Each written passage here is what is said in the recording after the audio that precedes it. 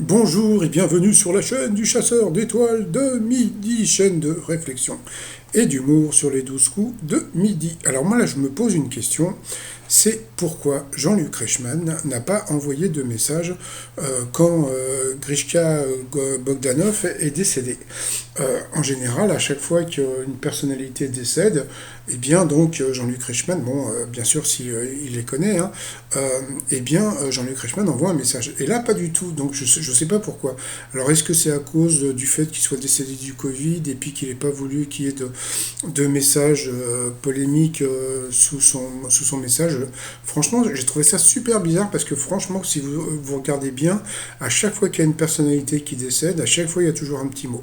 Mais bon, passons. Allez, ça va commencer. Petit résumé des 12 coups de midi présenté par moi-même et Jean-Luc Reichmann. Jean-Luc Reichmann qui vous souhaite encore une bonne année. Ben, ils n'ont pas viré le sapin, hein, mince. Hein. Donc Aurélien était toujours maître de midi, va-t-il rester? Donc il était venu avec Saïmi, son ami, et puis Claude, son beau-père. Allez, au coup d'envoi la première question. Au trivial poursuite, quel nom de fromage a-t-on donné à la petite roue en plastique qu'il faut remplir pour remporter la partie? Donc bien sûr, c'était le camembert. Putain, ça fait une éternité que j'ai pas joué au trivial poursuite, moi. Après, oh, qu'est-ce qu'elle était mignonne, vous aviez Andrea qui était venu avec toutes ses amies. Salut les filles! Alors, qui joue les romantiques dans son titre, elle me demande. Eh bien, c'était Dadju. Dadju c'est le frère de... Comment il s'appelle? De Gims. Vous n'avez pas entendu parler de l'histoire de Gims? Gims qui veut pas qu'on lui souhaite une bonne année. Je pense que là, bon, j'en ai parlé donc sur mon autre chaîne. Je crois que c'était hier, avant-hier, je sais plus. Et là, ça fait un buzz pas possible. Bon, ouais. Et je suppose que, comme je vous ai dit, donc dans Quotidien, etc., tout le monde va en parler. Donc voilà. Bon, moi, pour m'amuser, j'ai fait un truc. Bonne année les Khoya. Donc Khoya en arabe, ça veut dire les amis. Hein, donc voilà. Ensuite, vous avez, je sais plus son prénom, c'était Jovan ou Jovan, donc qui était venu avec sa jolie petite amie. Alors, tirer la chasse avant d'utiliser des toilettes publiques permet de se protéger des germes. Eh bien, c'était faux. Ah, donc ça veut dire que quand tu arrives dans une toilette et que c'est dégueulasse, eh ben, il faut laisser dégueulasse. Bon, bah, c'est assez étonnant quand même. Après, vous aviez Ludovic. Alors Ludovic, je me suis dit, oula, je sens que la production va peut-être le faire gagner. Pourquoi? Parce que déjà, il a une radio, et puis en plus, ils sont venus avec des potes qui ont voilà quoi. Donc, bon, on va voir. Ensuite, après, y a-t-il plus ou moins de 500 loups à l'état sauvage en France métropolitaine? Eh bien, il paraît qu'il y en a plus, et d'après ce que j'ai entendu, il semblerait qu'il y ait des loups en Normandie. Bah dis donc, lors de l'élection présidentielle de 1981, quel candidat fut élu avec le slogan La force tranquille? Donc bien sûr c'était Tonton, c'était François Mitterrand. Ensuite, qu'a commencé l'héroïne du documentaire Gogo à l'âge de 94 ans? Eh bien c'était l'école. Donc là je vous ai trouvé une photo de Madame Gogo. Ça doit faire super bizarre d'apprendre à lire à 94 ans parce qu'après tu te rends compte tous les trucs que tu as ratés, tous les bouquins, et alors après tu te dis putain, est-ce que je vais avoir du temps pour lire tout ça, etc. Bon, passons. D'après un récent sondage, quelle chanson de Goldman est la préférée des Français? Donc c'était là-bas. Donc voilà. Ensuite, que représente le poster que le curé de la cathédrale de Saint-Flour a fait poser sur la façade pour interpeller fidèles et non-croyants? Eh bien, la mauvaise réponse, c'était Jésus sur Facebook. Et la bonne réponse, c'était un cercueil. Donc là, je vous ai trouvé la photo. Donc venez à la messe, n'attendez pas que les autres vous y amènent. Donc bien sûr cette mauvaise réponse, eh bien il est passé au rouge. Qui dit rouge dit duel, il a pris la jolie Andrea en duel, qui est tombée sur une question qui était super dure. Quel pays a accueilli le tournage du film Dune de Denis Villeneuve? Donc franchement, alors bon, je pense que comme tout le monde serait parti sur des pays du style États-Unis, Maroc et Kazakhstan, parce que bon là-bas vous avez des dunes, et voilà. Et en fin de compte, pardon, c'était la Norvège, donc voilà, donc c'était une question qui était super dure. Donc ensuite, eh bien, Ludovic Aurélien et Jovan se sont retrouvés. Ah, il y a un nouveau jeu. Tenter de gagner une année sans aucun frais, plus la moitié des gains du coup de maître, en appelant le 3680.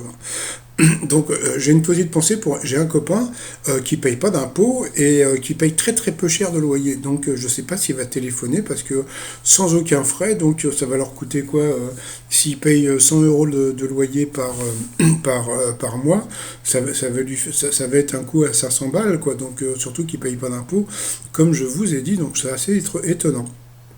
Donc ensuite, vous avez donc le coup par coup. Alors, qu'est-ce qui peut servir à répulsif d'animaux à la place d'un produit industriel et toxique? Eh bien, la mauvaise réponse, c'était eh bien, le jus de citron et je sais plus comment il a dit ça, les Ouata ou voilà, donc c'était les Aouta. Donc sur cette question, Jovan est passé à l'orange. Ensuite, quelle spécialité est canadienne? Donc la mauvaise réponse, c'était la cuchole. Donc là, c'est Aurélien qui est passé à l'orange. Quelle ville se situe dans le département de la Vendée? Eh bien, la mauvaise réponse, eh bien, c'était Bressuire, pardon. Donc, sur cette question, eh bien, le maître de midi est passé au rouge. Qui dit rouge dit duel. Donc, il a pris Jovan en duel. Et puis, alors là, tu te dis, alors, comme je vous ai déjà dit, en général, le maître de midi, quand il passe au rouge, le candidat en face a des questions difficiles. Sauf, je dis bien sauf, si le maître de midi, et on va pas dire, je vais pas être méchant, je vais pas dire nul, mais bon, on va dire qu'il est moyen au niveau de la culture, etc., etc. Donc, allez, on part sur la question. Donc, dans la pièce de William Shakespeare, Richard III déclare: Mon royaume donc, pour un homme, c'est pas possible, pour un vélo non plus, pour un ballon non plus. Donc, bien sûr, c'était pour un cheval. Donc, voilà, ils ont voulu virer Aurélien, ils l'ont viré, donc voilà. Donc je ne sais pas si vous vous rendez compte, mais quand Bruno était maître de midi, je crois qu'il est passé deux, trois fois au rouge, jamais, je dis bien jamais, il a eu une question comme ça, jamais, hein, donc voilà, quoi. Mais bon, c'est pas grave. Hein. Ensuite, eh bien, Jovan et Ludovic se sont retrouvés en coupe fatale, et à ce moment-là, qu'est-ce qu'ils ont fait? Eh bien, ils ont envoyé la pupube. La quoi? La pupube. Retour de pub, alors qui va avoir des questions faciles ou qui va avoir des questions un petit peu plus dures? Franchement, bah d'après ce que j'ai vu, ça semblait à peu près équitable. Hein. Dans un courant électrique, quelle particule se déplace à toute vitesse? Bon, ça semblait simple. Dans quel pays est né le magazine Vogue États-Unis? Quel liquide sucré est produit par les abeilles? Bzzz. Selon les paroles d'un air de l'opéra de Carmen, qui doit prendre garde? Toréador, toréador. Donc voilà, quelle bande de tissu passant par les épaules permettent de maintenir les soutiens-gorge en place? C'était les bretelles, mais bon, bande de tissu, ça fait pas très bretelle. Ensuite, en 1995, quel film réunit Mel Gibson et Sophie Marceau? Là, on a pu voir que Ludo a eu du mal à trouver, pourtant Braveheart, ça semblait simple. Ensuite, comment s'appelait l'épouse de Jean-Louis Barrault? Donc, je crois que c'était Madeleine Renaud. Quel Schtroumpf ressemble au Père Noël? Donc, le chef, là, je sais plus comment il s'appelle. Donc là, il est parti sur je sais pas quoi, donc là aussi. Là, on sent que Ludo, bon, il est sympa, il connaît des trucs, mais bon, on sent que ça va pas être un grand maître de midi s'il reste. Quelle chanson débute par Nager dans les eaux troubles? Donc ça, c'était pour Yovan, c'était, je sais plus, une chanson de Mylène Farmer. Quel objet l'anagramme de voler se fait très souvent voler? Donc bien sûr, c'était le vélo. Il a eu du mal à trouver. Dans quelle ville? Alors ça, c'était la boulette de... Alors autant hier, c'était la boulette entre Marrakech et Ankara. Là, c'était la boulette du jour, mais je vais pas faire une vidéo à chaque fois pour qu'il y ait une boulette. Dans quelle ville de Suisse habite une Genevoise? Donc il a dit, je sais plus ce que c'était, je sais plus comment s'appelle l'autre ville, bon, je sais plus quoi, il a dit une autre ville en Suisse. Donc voilà, donc bon, bah tant pis pour Jovan.